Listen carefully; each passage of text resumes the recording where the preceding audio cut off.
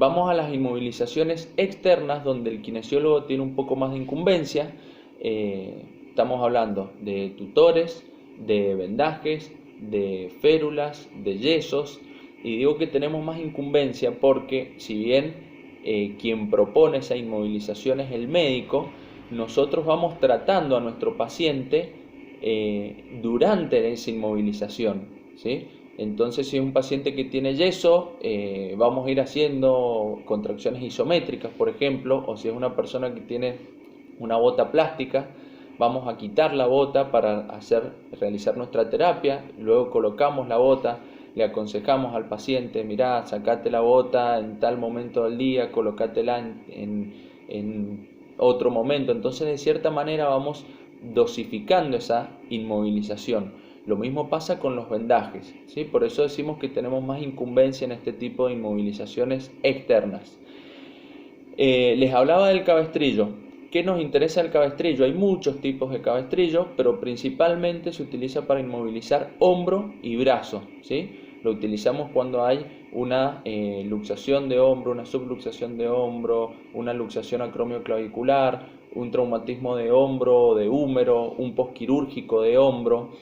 ¿Y qué nos interesa a nosotros? Pensemos, chicos, que el paciente va a estar 3 semanas, un mes y medio, ¿sí? Con el brazo en aducción, digamos el húmero pegado a la parrilla costal, con rotación interna, ¿sí? Y con cierta flexión de hombro.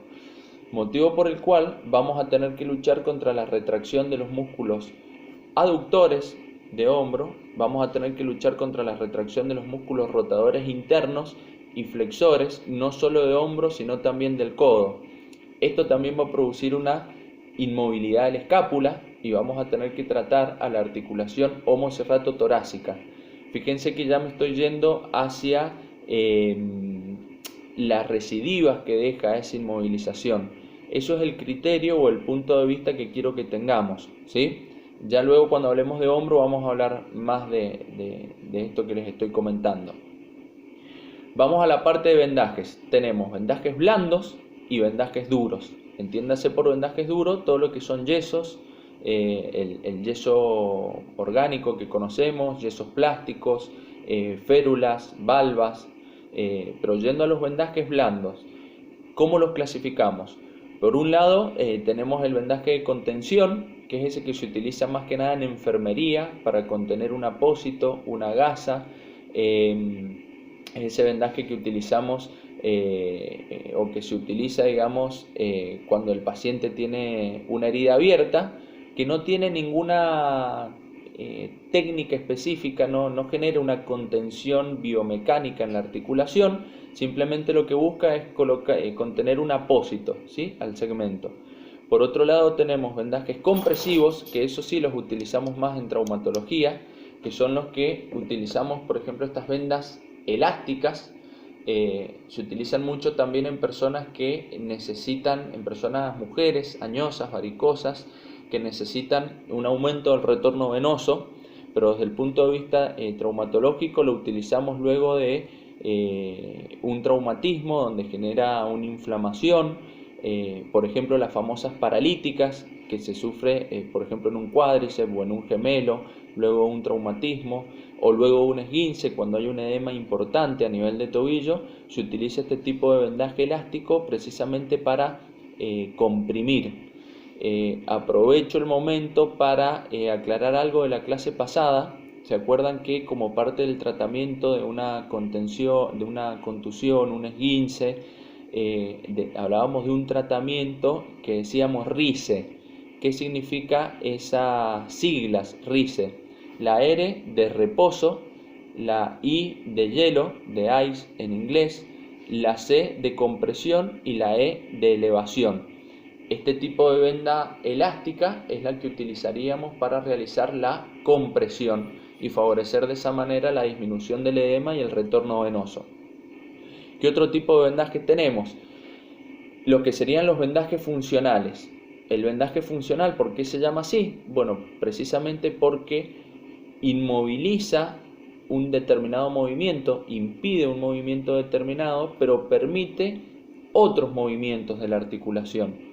Por eso se llama funcional. Por ejemplo, yo en un tobillo puedo hacer un vendaje funcional impidiendo la inversión de tobillo, que es generalmente el movimiento que produce la lesión, pero a través de ese vendaje funcional puedo permitir la flexión plantar y la flexión dorsal para que la persona pueda caminar prácticamente con normalidad o correr o saltar, si estamos hablando de un deportista. Tenemos distintos vendajes para hacer vendajes funcionales. Por un lado, la clásica venda semielástica, que es esa venda de tela, de género. No tengo en este caso en mi casa para mostrarles, pero es la clásica venda que hemos visto siempre, donde yo en el PDF les digo que es un vendaje prácticamente obsoleto. ¿Por qué? Porque hay tecnologías nuevas que han superado a ese vendaje de tela, de género. Si bien se sigue utilizando, porque es un vendaje económico, porque es un vendaje que encontramos en cualquier farmacia o en cualquier ortopedia, hay técnicas nuevas que superan ese tipo de vendaje. Imagínense ustedes que un gladiador hace 2000 años atrás utilizaba este tipo de vendas elásticas, semielásticas, esas vendas de tela que seguimos usando hoy en el siglo XXI. ¿Qué otras vendas tenemos que son un poco más funcionales? Las vendas cohesivas, por ejemplo, estas vendas, ¿sí? Que tiene un nombre comercial, la venda Coban, se llaman cohesiva porque se adhieren sobre sí mismas, ¿sí? No se adhieren sobre cualquier estructura o sobre cualquier material, sino que solo se adhieren cuando uno la envuelve sobre sí misma, ¿sí? Son vendas descartables, se utilizan una vez y hay que tirarlas. Son vendas caras, donde en Argentina, con el tema de la importación, el tema del dólar, es costoso utilizar este tipo de vendas, ¿sí? Por eso es que se siguen utilizando las vendas de tela, esa venda semielástica común y corriente. También tenemos lo que se llaman kinesio tape, ¿sí? No confundir con el taping neuromuscular, que tiene otro uso, sino que el kinesio tape son las vendas que utilizamos telas adhesivas, la clásica tela blanca de hospital, donde esta tela adhesiva es inextensible, ¿sí? Y tiene un pegamento el cual se adhiere sobre cualquier estructura, ¿sí? Esta ya no es cohesiva, sino que es adhesiva directamente. Ya cuando puedan hacer la parte práctica las vamos a utilizar, y seguramente han hecho este tipo de vendaje en la materia kinefilaxia el año pasado. Bien, y por otro lado tenemos los vendajes duros, donde se utiliza generalmente el yeso. El yeso, que si bien podríamos decir que es obsoleto, digamos, porque es muy antiguo, hoy por hoy existen yesos plásticos que son más cómodos porque son más livianos, más frescos, se pueden mojar, se pueden humedecer, pero vuelvo a lo mismo, son materiales caros, digamos, para nuestro país son caros, entonces se sigue utilizando el yeso. Depende si un paciente se hace atender en un hospital público o en un centro de salud, lo más seguro es que le van a aplicar el yeso que conocemos. Hablando de yeso versus férula, ustedes tienen una diapositiva en el PDF para que se entienda. Imagínense un esguince de tobillo, el cual puede ser inmovilizado con una bota corta de yeso o con una bota corta plástica llamada Walker. Yo prefiero, si tengo que atender a un paciente con una inmovilización en tobillo, prefiero siempre la inmovilización con el Walker, con la bota plástica, porque el hecho de que yo pueda ir retirando esa bota plástica me va a permitir evitar un poco las recidivas y acelerar los objetivos del tratamiento kinésico.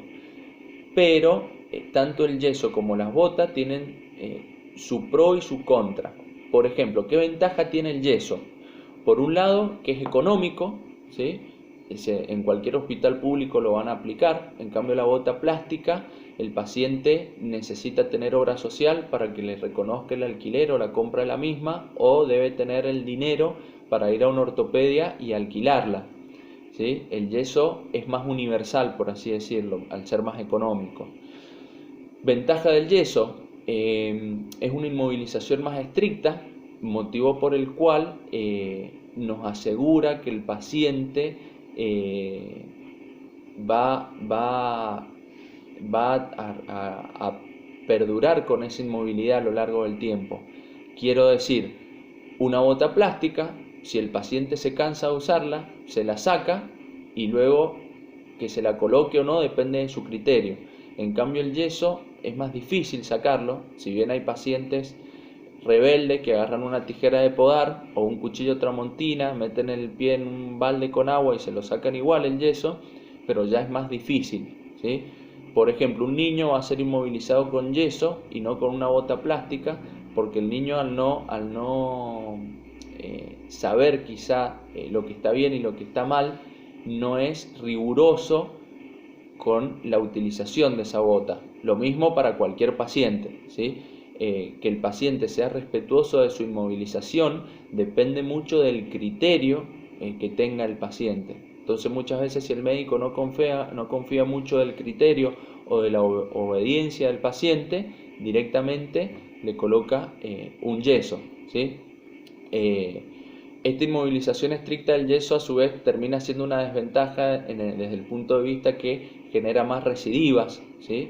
en la lesión. ¿Qué otra ventaja tiene el yeso? Bueno, no tiene muchas más ventajas. Sí, la férula, decíamos, ¿qué ventaja tiene? Es más versátil, más liviana, más cómoda, más higiénica. El paciente se la puede quitar, se puede higienizar, se puede bañar y luego volvérsela a colocar. Si alguno de ustedes ha tenido un yeso en pleno verano, saben lo incómodo que es bañarse con ese yeso, la utilización del mismo, a veces se moja, se humedece, genera hongos, prurito, ¿sí? Salpullido. Entonces por eso preferimos siempre la férula, sobre todo desde el punto de vista kinésico, porque optimiza los tiempos de recuperación.